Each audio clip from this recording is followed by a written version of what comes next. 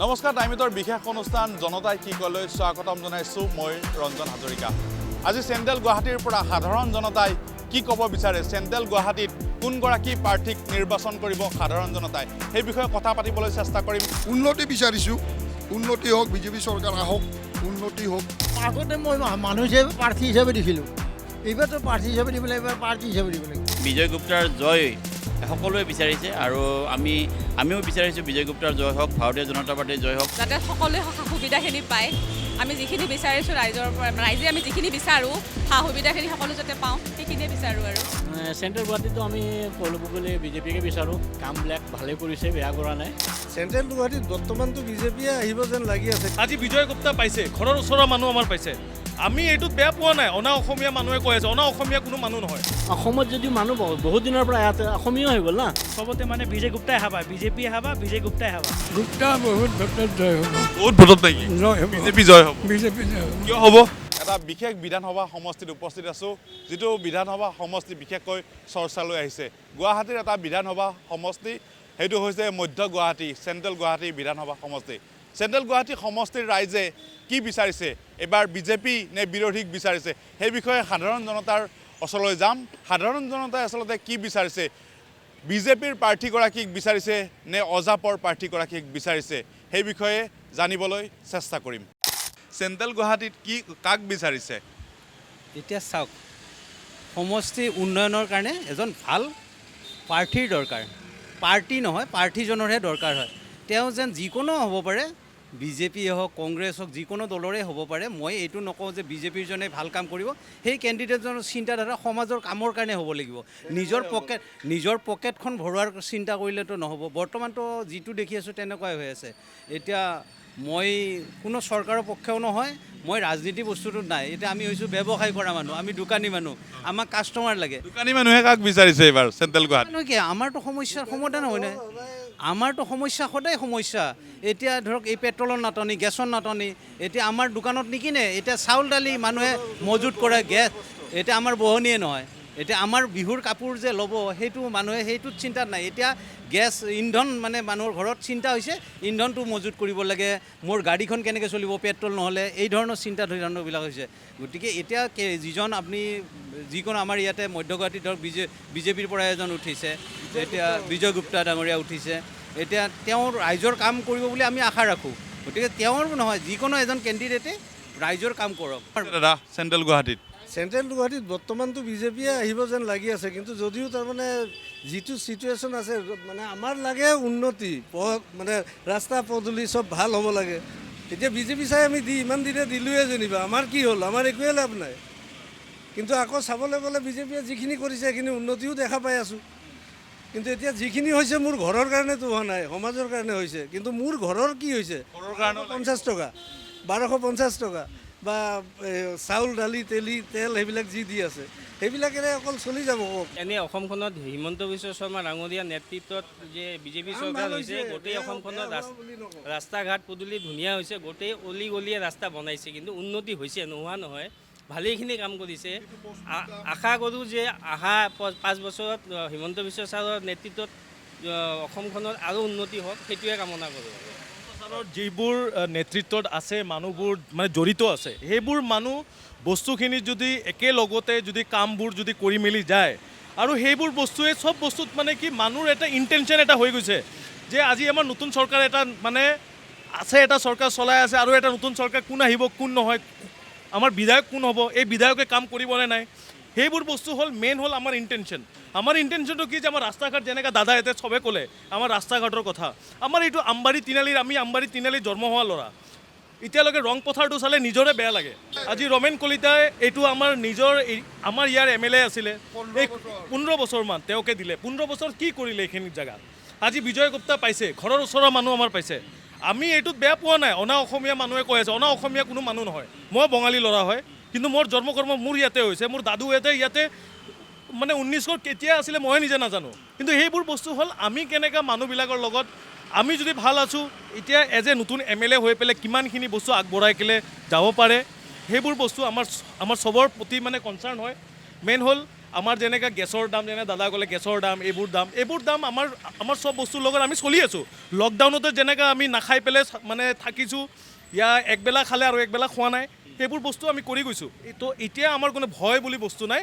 সেই বস্তুটোৱে যোন মানুহে আহক, এই মানুহ বস্তুটো ভালেকৈ মানে কৰি মেলি গ'লে হ'ল। কি বিচাৰিছে চেণ্ট্ৰেল গুৱাহাটীৰ বাসীয়ে, কি বিচাৰিছে আপোনালোকে, কি হোৱাটো বিচাৰিছে?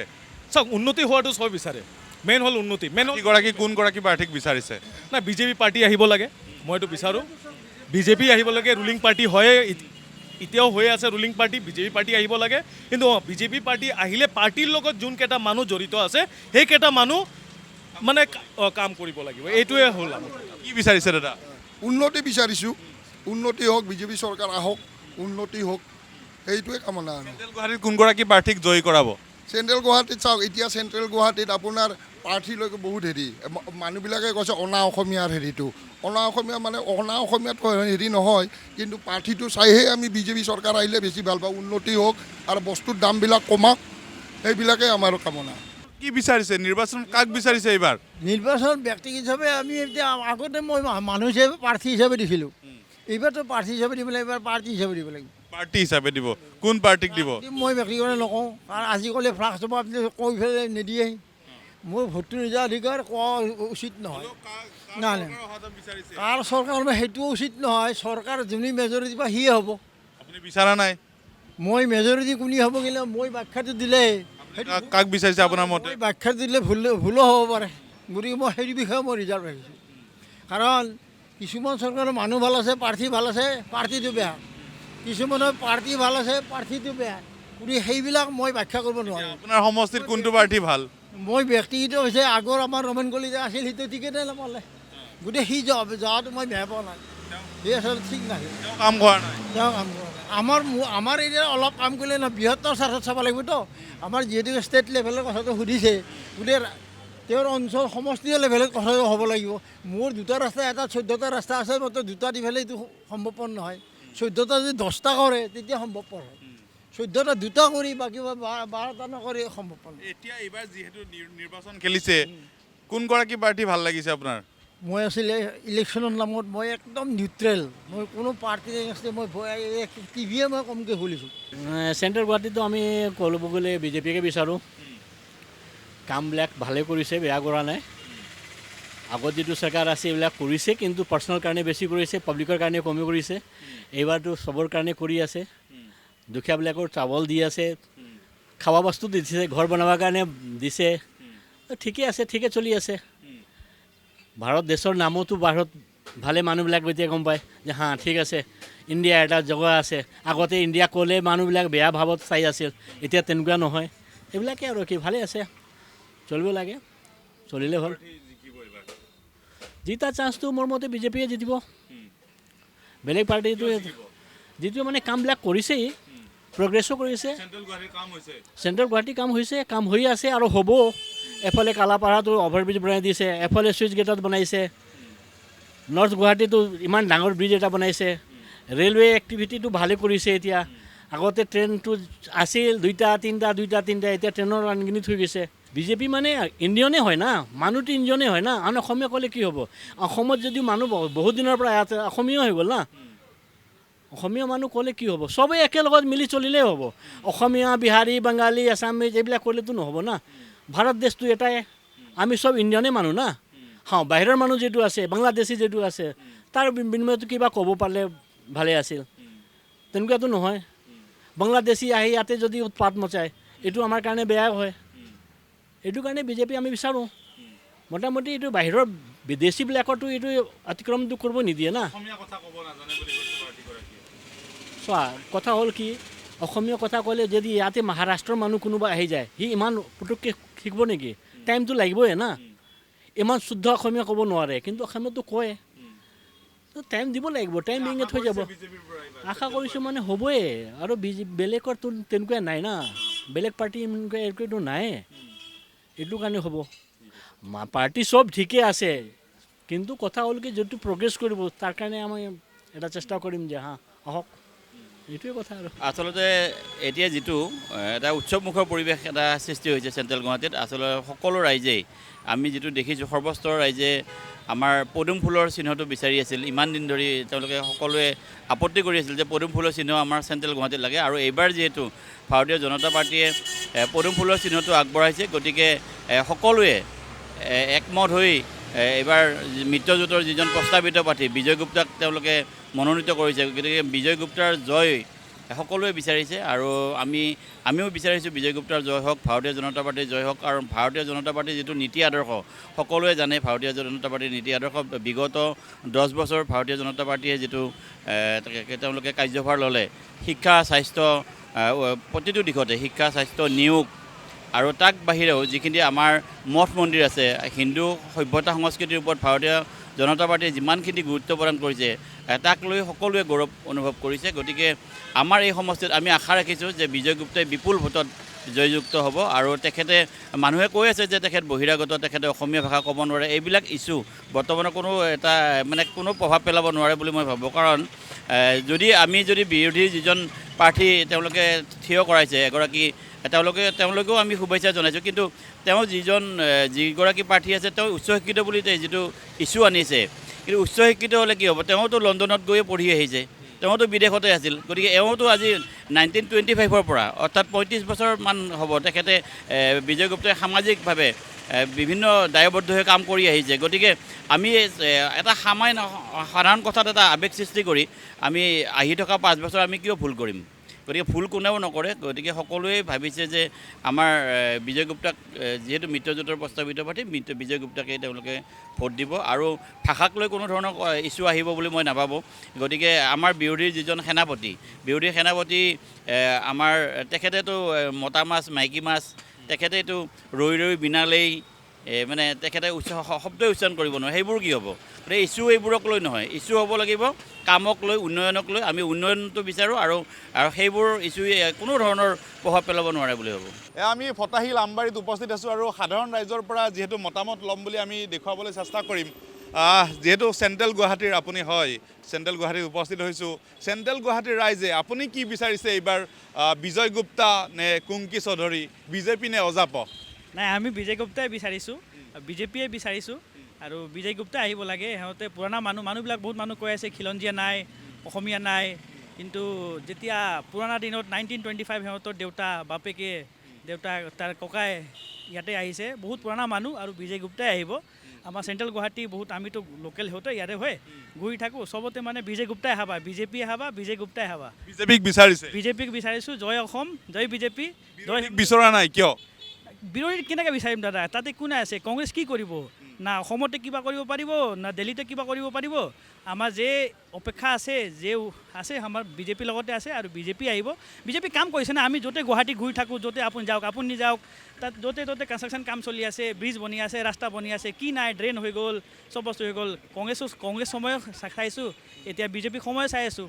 বিজেপি বহুত কাম কৰিছে, সেইকাৰণে ৰাইজে বিজেপিকে বিচাৰিব, আৰু বিজেপি আহিব, আৰু বিজয় গুপ্তাই চেণ্ট্ৰেল গুৱাহাটীৰ পৰা আহিব। চেণ্ট্ৰেল গুৱাহাটীত বহুত কাম কৰিবলগীয়া বাকী আছে। হয়, বহুত কাম হৈছে, আৰু বহুত কাম বাকীও আছে। আৰু বিজয় গুপ্তা আমি আজি নহয়, বহুত দিন পৰা চিনি পাওঁ। সিহঁতে আজিৰ পৰা বিজেপি কৰা নাই, বহুত দিন পুৰণা বিজেপি মানুহ, আৰু তেখেত আগতে বহুত কাম কৰিছে, কিন্তু এতিয়া যেতিয়া MLA হৈ যাব তেতিয়া আৰু বেছিয়ে কাম কৰিব।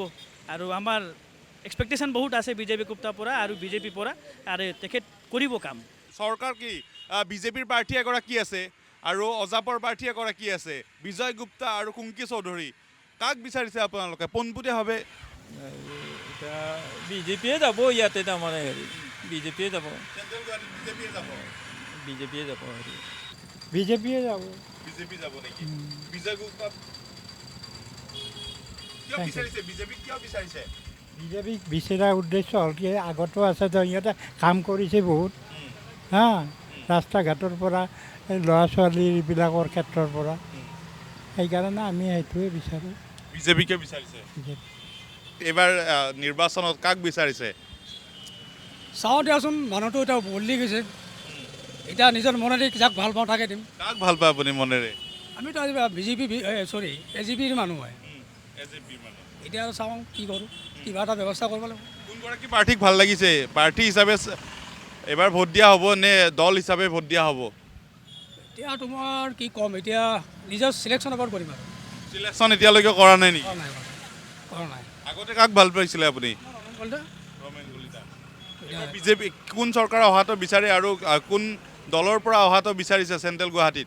চৰকাৰৰ আপোনাৰ বিজেপিয়ে থাকক, এইটো কোৱা নাই, কিন্তু আমাৰ লাইনটো বেলেগ হ'ল নাই, বুজি পাইছে নাই? চেণ্ট্ৰেল গুৱাহাটীত কি বিচাৰিছে এইবাৰ, কাক বিচাৰিছে? এইবাৰ গুপ্তা হ'ব, গুপ্তা বহুত ভোটত জয় হ'ব, বহুত ভোটত নেকি? জয় হ'ব, বিজেপি জয় হ'ব। বিজেপি জয় হ'ব। কিয় হ'ব? কিয় বিচাৰিছে ৰাইজে? গুপ্তা বহুদিন ইয়াতে থাকিল, তেওঁ বাহিৰৰ মানুহ হ'ব পাৰে, কিন্তু তেওঁ অসমৰ কাৰণে এতিয়াও যথেষ্ট কাম কৰি আছে আৰু এই বিজেপি পাৰ্টিত মানে গুৰুত্বপূৰ্ণ দায়িত্বত আছে বহু বছৰৰ পৰা। তেওঁ এইগিলা হেৰি চেৰি বিচৰা নাছিল, মানে আমাৰ এই থলুৱা বুলি অসমীয়া লাগে, অমুক লাগে তমুক লাগে, সেইকাৰণে এইবাৰ তেওঁক দিয়া আমি খুব ভাল পাইছোঁ। গুপ্তাৰ লগত মোৰ ভাল এটা লিংকো আছে। সেইবাবে বিচাৰিছে নেকি? সেইবাবে নহয়, এৰিয়াটোৰ বাবেই বিচাৰিছোঁ। তেওঁৰ দৰে মানুহ খুব কম আছে, তেওঁ এনে শান্ত মানুহ আৰু মানুহ। কেনেকুৱা ধৰণৰ চৰকাৰ বিচাৰিছে? এখন সুস্থ নিকা চৰকাৰ বিচাৰোঁ আমি, যাতে সকলোৱে সা সুবিধাখিনি পায়। আমি যিখিনি বিচাৰিছোঁ ৰাইজৰ পৰা, ৰাইজে আমি যিখিনি বিচাৰোঁ সা সুবিধাখিনি সকলো যাতে পাওঁ, সেইখিনিয়ে বিচাৰোঁ আৰু। ক'ত ভোট আছে?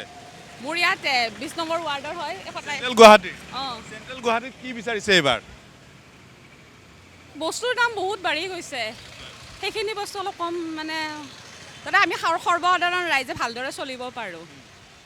চেণ্ট্ৰেল গুৱাহাটীৰ যিগৰাকী কেণ্ডিডেট, বিজেপিৰ কেণ্ডিডেট আছে আৰু অজাপৰ কেণ্ডিডেট আছে, দুয়োগৰাকীয়ে চৰ্চিত কেণ্ডিডেট। দুয়োগৰাকীৰ ভিতৰত কাক বিচাৰিছে, বিজেপি নে অজাপ? সেইটো সময়ত দেখা যাব বাৰু, এতিয়া নকওঁ, হয়নে নহয়? চব ৰাইজে কি বিচাৰিছে, আপোনাৰ মতে কি হোৱাটো বিচাৰিছে? আপোনাৰ মতে কোন হ'লে ভাল হ'ব?